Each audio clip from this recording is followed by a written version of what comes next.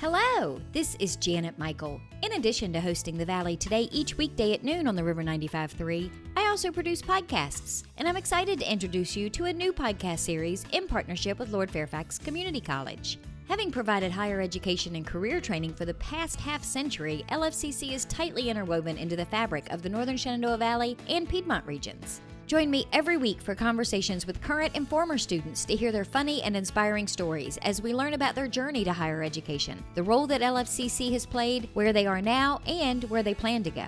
We'll also talk to current and former professors about their experiences and best memories of LFCC over the past 50 years. Get every single episode as they're released on our website at theriver953.com under the podcast tab, or you can subscribe for free in Apple Podcast, Google Podcast, on Spotify, Amazon Music, wherever you listen to podcasts. Just search for LFCC Stories.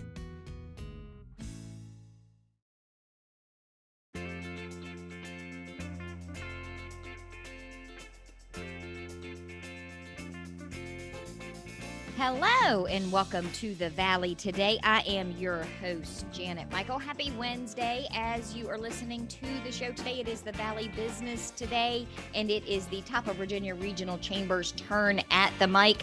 I am pre-recording my conversation today with Cynthia Schneider. She is the CEO at the Top of Virginia Regional Chamber. Joining her on the screen is John Fox. He is their Executive Committee Chair. He is the new president, I guess, is in layman's terms, the new president of the board, right, John?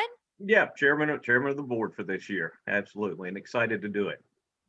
So, Cynthia, we were talking before we started recording, and I wanted to make sure that I publicly give you the nod that I gave you privately. Good job on the Greater Good Awards. I have heard nothing but great things about how you guys managed to pull that event off in person, that it was done very well. It was done safely, and nice choice of winners too, I might add, even though I know you personally had nothing to do with who was chosen as the winners.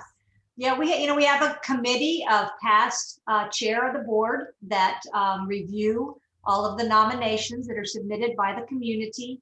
So the staff has nothing to do with that. But yeah, they did a great job. I think everybody was really representative of a great swath of businesses and industries in our region. And, just hats off to my staff, Danita Roble, management of events, first time doing Greater Good on her own and in a whole new way. And then new director of marketing communications, Corey Campbell, who was just absolutely fantastic. His knowledge of video and productions really took that thing to the top, and we really are proud of it. The rest of us were supporting role. Those two really led the charge. I want to talk a little bit today because we were chatting about this before we got started. The Top of Virginia Regional Chamber really does purport itself to be the voice of business. And I think that's important, no more so ever than in the middle of a pandemic. This Greater Good Awards kind of showcases that. It's one of your foundation events that you have done for years and years and years. And even through a pandemic, you found a way to support and pat on the back a lot of the local businesses that have made it come through. What does being the voice of business mean for you as CEO? One of the big things I see is that we're able, because of the depth and reach of our incredible membership, to collect voices for other organizations as well as the community to get the pulse on what's needed, what's going on. It's not unusual for me to have a group come to us and say, for example, hey, we need to get the voice of young professionals in some strategic planning we're doing. Can you get your young professionals together? And so we've been able to, quickly reach out to our email and contact list and bring together that group. And I see that happen in a number of different industries that we're able to do that. That's one way, just on the grassroots, getting a beat on what's going on. We are able to connect our membership with our legislators so that they can speak face to face. We have also kept those events going, our pre and post legislative breakfast events. We've had the legislators in person with a small invitation group, and then had that on Zoom. with the rest of the membership able to participate, to get face to the legislators, to ask the hard questions. What's going on in Richmond? Here's how it's affecting us, and you need to know these things. And so, again, just making connection, helping people convene, and to lift the voice of business. You guys have done a really good job, and not just through or because of the pandemic, but you're one of the few chambers I feel like that really does kind of attack the whole of a business. You're not just interested. I mean, a lot of times you hear about chambers, and the first thing you hear is you should be a member for the networking, and you should come to these events, and you should meet and greet. And that is a huge piece of being part of the chamber. But you guys have equally huge pieces in things like you were just talking about with the Public Policy Committee. We do. And another big issue that we're working on right now is what is the effect of the new legislation regarding the legalization of recreational marijuana, and what role is that going to play on our businesses, and what industry opportunities might there be available for our businesses to take advantage of. So we're working right now with our Public Policy Committee to create a forum that will begin in June, right before the legislation takes place, and then extend through the year, helping to bring in industry experts to help give the facts, not just the emotion of what that decision means to all of us, and give our members an opportunity to ask questions and hear from experts in the field. It's going to start with a basic, marijuana 101. What is THC? What is CBD? What is the difference between hemp and marijuana and the plant and the flower and all the little things? What is the actual legislation saying, and what does that mean to business right now? So we're going to help our businesses kind of get ready. They do have some time. This is the rollout of the regulations will roll out over about 3 years. There is a significant change happening on July 1st. So we'll be helping prepare them in that, it's going to affect every level of business. I had a conversation last week with Lieutenant Warren Gosnell from the Frederick County Sheriff's Office, and we touched a little bit on what legalizing that is going to mean from a traffic safety perspective. And there are just so many things that are suddenly going to be in people's minds, and that you're going to have to think about that you never really had to think about before. So kudos to you guys for jumping right in and getting kind of ahead of the curve a little bit. Yeah, hope to help our businesses be prepared and have the strength behind their decisions, and the facts they need to make the decisions that they'll be facing coming. And again, there's some great opportunities that could be coming to help many of our members grow. John, one of the other things that you were telling me about pre-show was about government procurement, and I have never been able to say that word the right way, but it's a really interesting thought, because I think as a small business owner, I am vaguely familiar with how I could get involved in government contracts. I have clients that have figured out that if they're women-owned or minority-owned or veteran-owned, that they can apply for things and maybe be a vendor for, say, Lord Fairfax Community College or things like that. But you're kind of taking this and drilling it down on a more local level, right? Yeah, we had had a member who had reached out to us at the very beginning of the year. And it was a question that we didn't have a great answer to in the beginning. It was more or less, hey, do you know what the policies are for the local governments, and those being City of Winchester, Frederick County, and Clark County? Asking, well, he was saying that he had tried to get in with his business on a couple of things and was not successful, and was really just questioning and asking us what we knew about the process. So from there, it was just learning about how it went. I spoke with members from each one of these areas, spoke with the county administrator, spoke with the procurement managers, city managers, and so on and so forth. And all of them, they really are already doing this in a large part, where they try to use people locally, but they have certain requirements that they have through Richmond, and just other things that they have to do. So what we wanted to do was just put this out here and make sure that people who are in business, be it small business or large business around here, and they want to learn about the procurement process from the counties and city around here, would be able to go in and learn. So we're going to put together something. We have the date tentatively set for May the 25th, and it's a forum the chamber is going to put on. I think it's kind of a lunch and learn session, where we will have those government officials that are brought in. And this is something that is going to be open to everyone. This is not just chamber members, because everybody that's here is a part of the local business community. And people will be able to come and ask questions of those people. And they want to say, you know what, I want to learn about the bidding process. I'd like to get in on some of the business that you have locally, responding to RFPs, the request for proposals, RFQs, requests for quotes, and learn about this and find out a better way for them to keep as much money as we can locally is what the whole goal. So it's while it's not a shop local, this is just a local procurement initiative. I presented it in front of the city council and all of these guys to make sure that they knew what we were doing, received great support from them. And now it's just a matter of chamber putting this together, hosting the forum, which again, like I said, is hopefully going to be on May 25th. We're just waiting on confirmation that everyone can attend. And we'll do that as a Zoom meeting, probably. I don't know that we'll have anybody in person on this one, but let people learn about it and try to get some more business. I would imagine this is something I would be shocked if the local government agencies weren't all in favor of this, because everybody that I know on a local governmental level is a local person. I mean, they live here in this area, and I would assume would then want to support the local businesses. The one thing that I learned when I started that process so long ago is, you touched on it a minute ago, is sometimes even the government agencies don't always have options. They're Right. told you have to choose someone in this pool of people because they're in a certain category. And then on the flip side, the business doesn't realize that all they have to do is be in that category. And it could be as simple as filling out a few forms, and suddenly their doors have opened that weren't there before. And it wasn't a lot of work.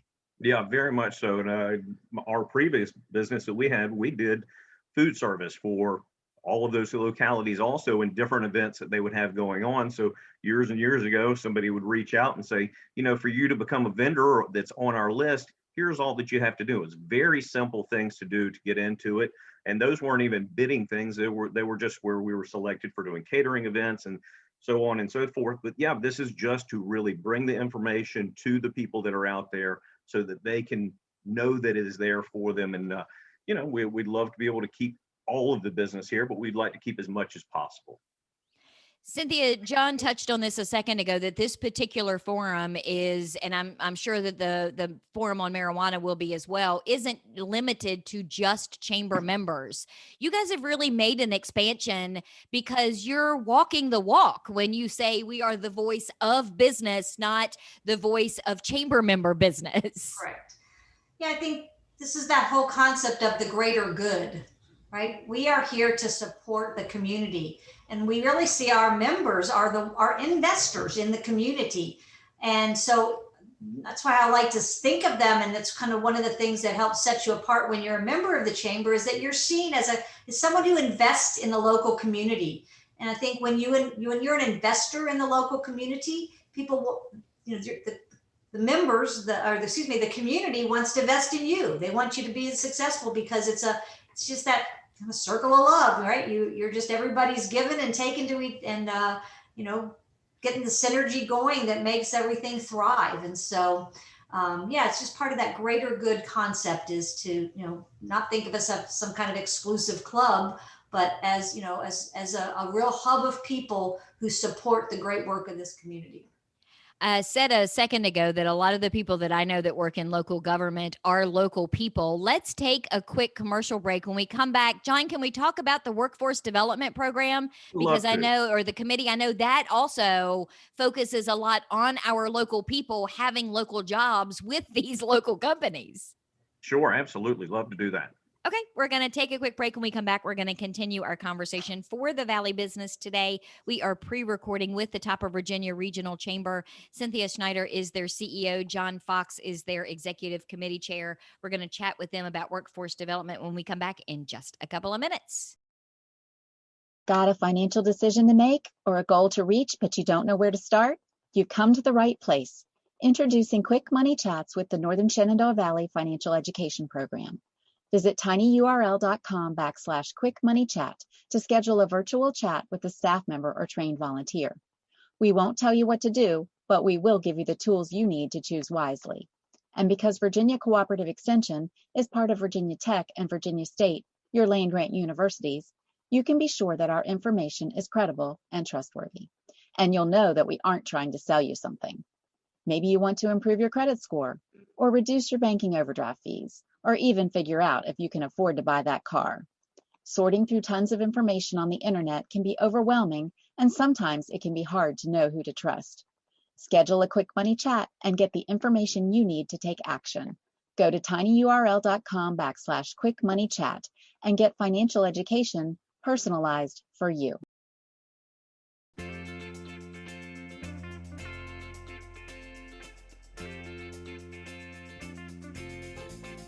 Welcome back to the Valley. Today, I am your host, Janet Michael. Happy Wednesday. As you are listening to the show today, it is the Valley Business Today, Top of Virginia Regioner. I can't talk at all today. We are pre-recording on a Monday, and I think that's what it is. I think I've got a case of the Mondays. We are on the Zoom screen with Cynthia Schneider. She is the CEO at the Top of Virginia Regional Chamber. John Fox is joining her. He is the chairman of their board. And John, we've had conversations on and off the show about the importance of workforce development in our communities, because these businesses can't get government contracts and the government can't offer contracts if they don't have the workers to fulfill the orders that they need. Tell me about the Workforce Development Committee. What is its goal? Sure. Well, and this committee has evolved over time. It originally was the Education Committee, and then it kind of merged in with Workforce. But we are now the Workforce Development Committee. I've been on this one for, I don't know, probably 7 or 8 years. And it's a great committee because the workforce is incredibly important to what we have in the entire nation, not just here, but every single one. So, the way I like to look at it is pretty much everyone is a part of the workforce, short of people who are just too young from age, or if they're retired at that point. If you're in working age, you are part of the workforce that we have.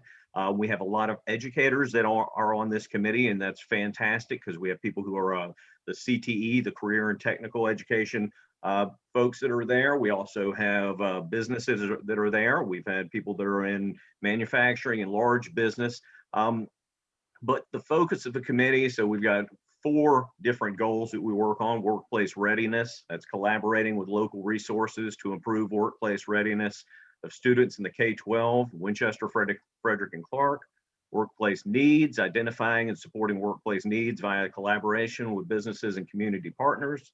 Employment initiatives, collaborating with employers to create an initiative to provide employment opportunities and a mentoring environment of the local unemployed to include special populations. And then one of the last ones, and I really like this one, this was a brand new one that came out of our meetings earlier this year, was developing a community-wide campaign to support the mindset that all work is honorable. I really like that one a whole lot, and I think that it's something that we could take not only from here locally, but I'd love to see that spread out and become something, because a lot of times you have, certain jobs will be looked down upon, and there's no reason for that to be the case. It does not matter what the job is that you're doing. If you're part of the workforce and you're contributing to that, I think that's really one of the biggest goals that we have, is getting people employed, because obviously with that, people are making money. I think it has fantastic social implications as well. And people have upward mobility once you have gotten into the job force. It is really very difficult, if not impossible. If you're not in the workforce, you're not going to be able to kind of step up in things. So, you start off in entry-level jobs, and it doesn't matter what it is. We all have great stories on the workforce committee, and generally when I'm talking with people of my age, you'll hear stories, and they're, I worked at this local store, I did this, I delivered papers, and it just instills that work ethic and the values and understanding of money and just what you need to do to kind of move forward in life. So all work is honorable, and it does not matter if you're working a fast food job, if you're working whatever job it is. We are thrilled that you're into it, and go from there, raise yourself up. So if you're starting at just an hourly position, if you can work your way into a management and a salary position with something, taking on a job at another company and moving forward in your life with good work effort, and also continuing your education. I think the one silver lining, and there were a few silver linings, not very many, but there were a few silver linings to the pandemic, is that it gave all of us on the outside a new perspective when we started hearing about essential personnel. And I think typically the stigma has been if it's a low paying job, it's not a good job. And if you're working it, that doesn't really mean anything and you're not a good person for it. And that is all completely wrong. It has always been wrong. But I think the pandemic made us realize, what would we have done if Walmart closed, if their employees decided that they were not going to come in and work, or the grocery stores, or our mail people, all of these different areas. We need everybody in every position to be happy, fulfilled, and want to do their job. Yeah, we need people contributing. And like you're saying about, I mean, there is a major shortage right now, all over, really, as far as I can tell, not just here, but nationwide. But around here, if you drive down any road, it doesn't matter what the business is. You're seeing help wanted, now hiring. And if you go online, there are just thousands and thousands of jobs. And many of them are hourly positions that are entry level, but that's why it's an entry level job. That's where you start. That's one of those things when you're in high school or maybe you're in college, you take those jobs and you develop from there and you get skills, and maybe you stay through that and rise through the ranks at that position, or you use it to step into another. But all work is honorable and it does not matter what the position is. Several months ago, I had Dr. Dave Miles on the show, and he talked about his very first job working at Chick-fil-A and how that completely shaped his future path, his mindset, and everything that he did from the moment that he left Chick-fil-A to move on to the next phase of his life. I think sometimes we overlook and underestimate the power that any job can have, much less a first job that, like you said, does give you a skill set and a motivation. Very much so. I mean, there are businesses right now, and we know some that have contacted us in chamber where they're not able to operate full hours and they're working reduced hours, maybe less days because the lack of staffing that they have. And they don't want to run, just burn their existing staff out. So places that were open until 10 o'clock at night, maybe they're only open till 7 or 8 because of a lack of staffing. And that's just not going to help anybody in the long run. Do you think that this is also going to be an eye-opening moment for some of those business owners, and that there's going to be more offerings of continuing education? There's going to be more benefit packages, more flexibility in how and where some of these jobs can be done? I think very much so, but I think there's also a flip side of it. So yeah, I mean, people can possibly get higher wages and continuing education, like you said, and additional benefits. However, the risk also comes with there is automation that's coming in. There are AI things that are going on. There is food service, which I have a pretty good understanding of that, where they have basically robots that are now cooking and things. So it is sort of a necessity as the mother of invention. When somebody's got a business and they're having such difficulty filling those roles, well, what do we do now? Okay, well, there's companies that are developing robots to do this. That's where some of the risk comes for jobs would then be cut out. The efficiencies might be improved because your robot's not taking days off, or is not going to be sick, and so on and so forth. So you have kind of that double-edged sword that we do have to watch out for. And it's interesting because one of the first things that you mentioned as a goal of the Workforce Development Committee is workplace readiness, and working with the schools to make sure that the kids in school understand that there's a whole different career path. There's so many job options out there that don't always require heading off to a 4-year college. There are trades positions. You guys really do kind of try to tackle all of the different aspects of getting a job and being ready for the job that you get. Yeah, one of the big impetus of our Workforce Development Committee, as John mentioned, they started with the Education Committee years ago. And so we're really fortunate to have a strong group of the work-based learning, career and technical education teachers and staff that are part of our Workforce Development Committee.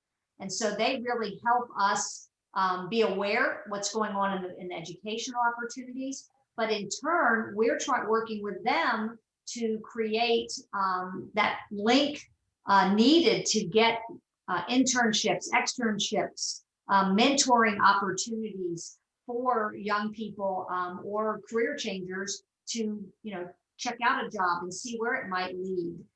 So that's a big part of what we've done. We did a Securing Your Future initiative that as a little handout that will help an employer know what the definition of all those different types of opportunities. This year, we'll be working on an initiative to create a point on our website where someone can come and learn, is there somebody looking for, let's say, a small business needs somebody to help them with social media. Is there a student that has that skill set that could maybe come an internship and help them? Or an employer that might be willing to let someone come in and shadow them to see what they do to help that student make a decision of, is that the career path I want to go into? They may not understand that if they enter a business, let's say in one of our manufacturing facilities, maybe they come in as a box maker, but they come in and then they get to tour that plant and then they realize, oh, they've got somebody doing PLC logic. I love working on, little small equipment. Or, oh, you have a marketing department. I never thought about I could be marketing and still be in manufacturing. We just think of that one industry that, oh, they just make that. They don't realize what it takes to make that product and get that product out there. So it opens them up to the worlds of work, as our partners over at EDA do such a great job with Worlds at Work, which is, again, exposing our young people to the many different careers that are within a specific business. Just because you make widgets doesn't mean you don't also have a lot of other opportunities you can grow into. I have a great example of a friend of mine's daughter is in college right now. And so to make a little extra coin along the side, she became a stock clerk at one of our big home improvement businesses. And they've been so impressed with her that she has already, while she's in college, been kind of coming under their training programs to move into management right while she's in college. She was willing to go in. She actually had worked at another large business. It was more of a desk job. And she realized that was not how she was going to want to spend her life, sitting in a cubicle. It just wasn't her bin. And so she moved over to where she was stocking and doing something very physical, and now is growing with that company. So by the time she graduates, she will probably be able to move right into management in a large corporation. Again, just willing to work through the ranks, learn and grow in a job. And I think that's the key. Everybody has to start somewhere. We're not all going to be the children of millionaires who maybe get handed a company to run or an island to live on or any of those things. Everybody has to start somewhere. And quite frankly, it's where you start that I think in a lot of cases makes you the person that you become. And that is not only honorable, it is incredibly valuable experience to have. It makes me think about my path when I changed careers at 58 years old. So I'm saying this because it's not only our young people, but we've got a lot of folks right now that are looking at changing their career. So when I've been in a career in manufacturing for 25 years, when that ended, and I was kind of like, okay, how am I going to spend the next 30 years of my life? I had a lot of decisions to look at and make. And I saw an entry-level position that a friend of mine's company had open. And I thought, I could do that. I think that'd be a nice change for me. I think I'd like that. And so I explored that opportunity with her. And that's literally what led me into the chamber world, just by making that connection. But I was willing to try an entry-level position. And my friend wrote back and she goes, Schneider, that's entry level, right? And I'm like, yeah, but I think I'd like to try that industry. I think that looks interesting to me. And then anyway, it wove a little bit, and I ended up at the chamber. And it's just being willing to start over and try something new, even as a career changer. It's then you just work your way up from there. I love that this is now one of the main goals as part of the Workforce Development Committee, John. So I think this is it seems like a daunting project to create this community-wide campaign, but I really believe that once you get into it, it is going to be so easy and so many people are going to be grateful for it. I think it'll be a wonderful thing. And what's not to like about that? Just getting the word out there so people who didn't quite get it before, just maybe their messaging wasn't there. Let's get them on board that, hey, we need you to be a part of the workforce, an active part here, and every job that's out there is honorable. Well, thank you both for taking some time out of your day to have this conversation with me this afternoon. I appreciate it. Oh, glad to be here. We are going to wrap up our conversation today for the Valley Business Today with the Top of Virginia Regional Chamber. We have been chatting with Cynthia Schneider. She is their CEO. John Fox is their Executive Committee Chair. I will be back tomorrow for a conversation with Tim Farmer. He is with let me see if I can get this right in the right order. He'll tell me tomorrow. The Virginia State Arboretum at Blandy Experimental Farm. They are having their garden fair event Mother's Day weekend, as it's always been. Of course, it was canceled during COVID. However, this year it's going to be held at the Clark County Fairgrounds and not at Blandy. So Tim is going to give us all of the details for that tomorrow. So meet me back here for that just a few minutes after noon.